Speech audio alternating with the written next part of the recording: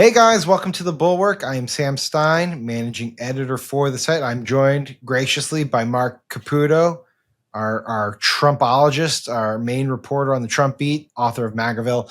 We're coming to you just a few minutes after Trump's rally in Long Island tonight finished. It was, Mark, what is it? Tour de force? Is that a way to describe it? I don't know. He was with his people. He was with his people. Yeah, however you say tour de force in Long Island Italian, right? It was Tour de Guido, I think. Tour de Guido. Yeah, no, he was on a different energy level tonight. It was, sometimes you can kind of tell when he's like feeling it, and sometimes you can tell when he's not feeling it.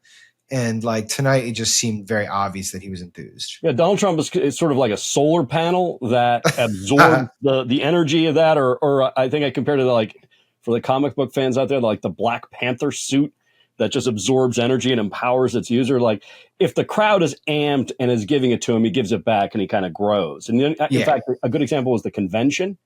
Like, people weren't really feeling that speech, and he didn't really want to give it. And so that's when he started to go script.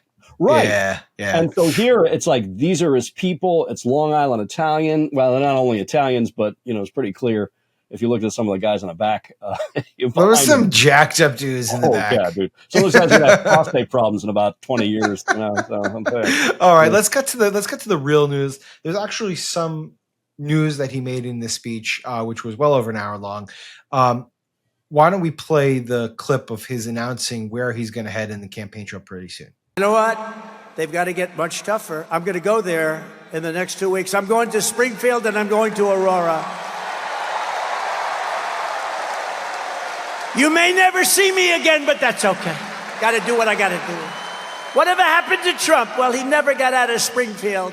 Okay, so here you hear him saying he's going to go to Aurora and Springfield. Now, with Trump, you never know, right? Like, it's possible he doesn't do it. He says it. You don't know if it's actually scheduled. Actually, Mark, do you know if it's scheduled? Like, can you tell us anything about the campaign's thinking about this? No, I reported earlier this week in the story about how they're going to take the hit over Haitian cat eating in return for the fact that people are going to be talking about immigration, and mentioned in there that the campaign was discussing this. So whether this was an audible by Trump, and by the way, that's a phrase the campaign uses. They talk about audibles, which is, Donald Trump is the quarterback there, and if he calls Omaha, it's a whole different kind of thing. So he'll basically just announce a stop during a campaign swing, and he'll announce whatever he wants, right? And so whether he sticks with this or not, who knows? But obviously, because he said it, I think there's a better chance than not that he's going to do it. So it seems like a high risk, high reward type situation where they basically have to, bring Springfield back into the news again, even though they're taking it on the chin for fabricating these pet eating stories. But clearly, as you reported, they just love the idea of talking about immigration.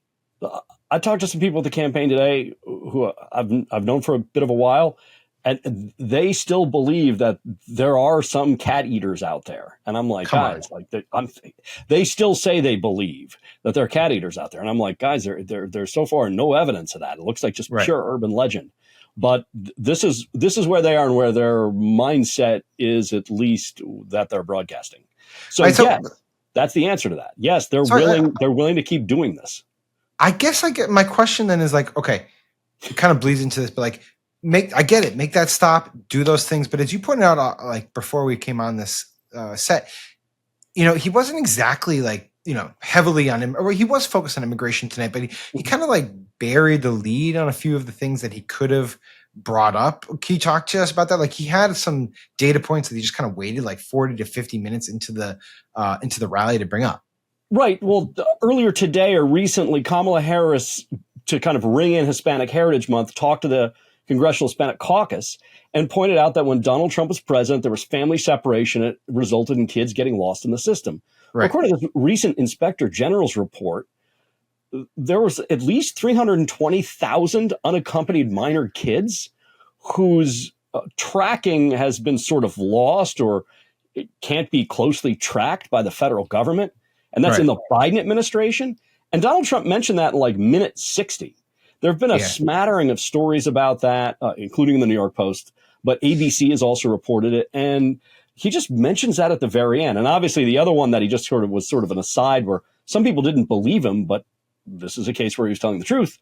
He mentioned that Kamala Harris a while back had called for the right to transgender therapies, sex reassignment surgery. Yes, this is true.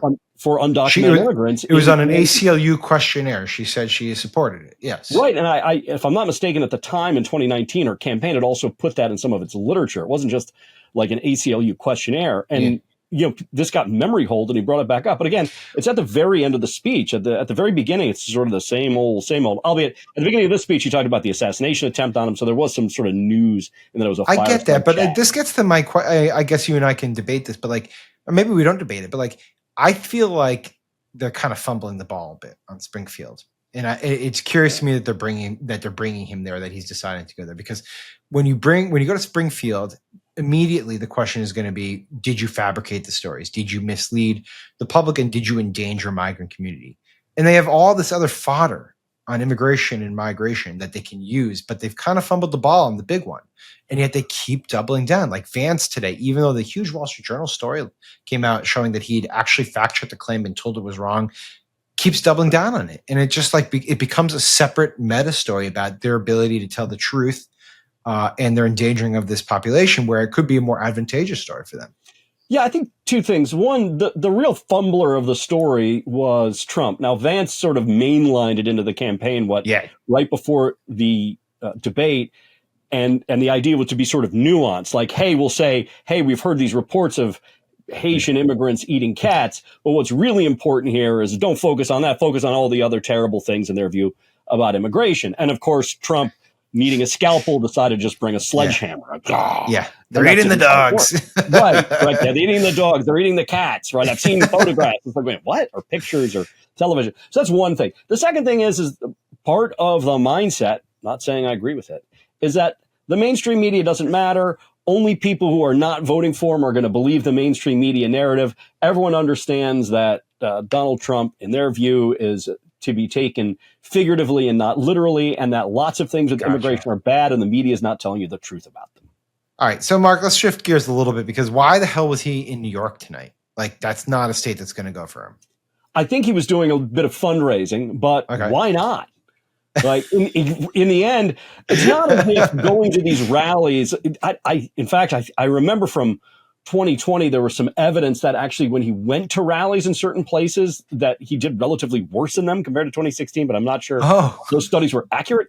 So it's not as if going to Nevada means he's definitely going to win Nevada. In the end, you're in DC, I'm in Miami. Lots of people watch this in other places. It's true. So it's true. And let's face it, he promised he was going to win New York.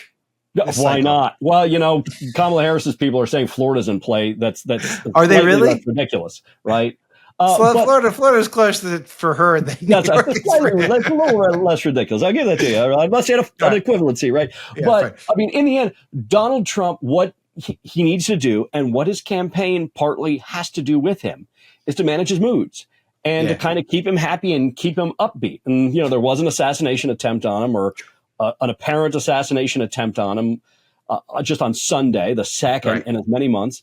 And this is a crowd, to get back to our earlier point, that just fed him pure dopamine, right? Pure serotonin. Oh yeah, pure totally. Adrenaline. Now, I'm gonna put you on the spot here. Nassau County, where he was tonight, in New York, out on Long Island. What do you think? How do you think it voted in 2020? In 2020, I would imagine Nassau County. Yeah, I have no idea. I would imagine he lost it by 7 points. Whoa, dude, very close. He lost it by by about 9. By about 9. Suffolk County, which is further out on Long Island, tied 49.4, 49.4. Yeah, I mean, I guess there was no. The only way you could have gotten it better is Staten Island, right? I think Staten Island he won. Staten Island he had. Let's get that one. Staten Island he won 57-42. Why he should have to Staten Island? I think he won Staten Island more than we won Alabama by, if I'm not mistaken. So, Staten Island, they love Trump there, but I don't think maybe I'm wrong, but I don't think there's a kind of the arena to fill in Staten Island. Okay, I want to talk a little bit more. We have 2 more sound clips to play. We're actually going to play this one. He's talking about Melania. Melania's got a book coming out. She hasn't really been with him on the trail at all. And he gets to a conversation that they had about their crowd sizes. This one stood out for me. Let's play this one. But I'd say, baby, who could do it like me? Nobody can do it like me. How great am I? And she'd say, you know, and she'd say, I'd say, how great was the speech? Not how good. How great was it? All right, because at first you're like, what is he talking about? Was there deliberate sexual undertones there, I don't or know. does he just think about his speeches that way? I want to say something terribly inappropriate. There was a blaxploitation flick that was sampled in a Wu-Tang album where the woman says, like, that was the best fucking I ever had. And that seemed to be like his mood there. Like, he's just like, I am the greatest, right? Like, I am the boss. Yeah, it seemed that way. Well, to me, that that was. Look, I think that just goes to show you how much fun he was having. He was just riffing, but yeah, that one stood out. I was like, "What's he talking about?" And then he's like, "My speech." I was like, "Oh yeah, of course, the speech." All right, one last funny clip to play to get a reaction to. We had a great surprise opener, somewhat surprise opener. I hadn't seen him in a while out there. Rudy opened for Trump, and it was just be prepared for your ears are going to take a bit of a hit here. No more attacks! No more attacks! No more! Stop it! If there's anybody behind it, I'll find them. I did it to the mafia. I can do it to them. If you're behind it, I'm looking at you and I'm going to get you. Okay. He's talking about a serious subject, which is Trump's the apparent assassination attempt on Trump, the second one. But wow, that's a lot. Rudy is 80 years old. He is disbarred. He is also in some financial straits. Yeah, I'm not sure he's the most intimidating law enforcement figure out there, but he's playing the role. Yeah. What's Rudy's role in the Trump universe these days? Do you know? I mean, friend of Trump. I mean, right there, he looks like Nosferatu, right? The sort of the old German vampire flick. It's very kind of but I mean, the reality is Trump has always loved Rudy, always had him around, and I guess Rudy, to a degree, is sort of like an old friendly family dog. Like in 2016, they said like he would fly around in Trump Force One and get so hammered. Like earlier in the day that by evening when they'd be flying around, he'd just be conked out in a plane. And, I think Rudy's living his best life under the circumstances. Yeah, it's been a tough couple years for Rudy, brought upon by himself. It's interesting. There's like a lot of New York nostalgia tonight in the air. They were talking about bringing the city back to its heyday, cleaning the subways, all that stuff. It's like these guys are very much caught in the late 80s, early 90s New York City. Right. The description that Trump gave of New York, this just sort of dystopian hellscape, it sounded like that. I don't know if it was a 70s or early 80s movie, Escape from New York. Right. That period of time. Or The Warriors, very similar, just like gritty hellscape that he. Yeah, he been in New York? It's not like that at all. It's like it's pretty. I come from Miami. I gotta say, I'm not the biggest fan of New York, but that's fine. But it's not the 70s, man, or the 80s even. It's like well beyond that. But they gotta do what they gotta do. All right. Well, look, we're gonna be doing this a ton from now through November 5th, so I'm gonna let you go.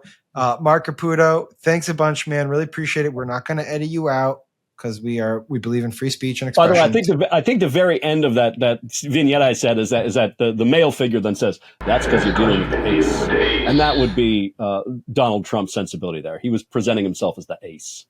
All right, Mark, I'll take care, bud. And everyone, please subscribe to our YouTube page. We appreciate it, and tune in next when we cover God knows how many more of these. Take care, guys.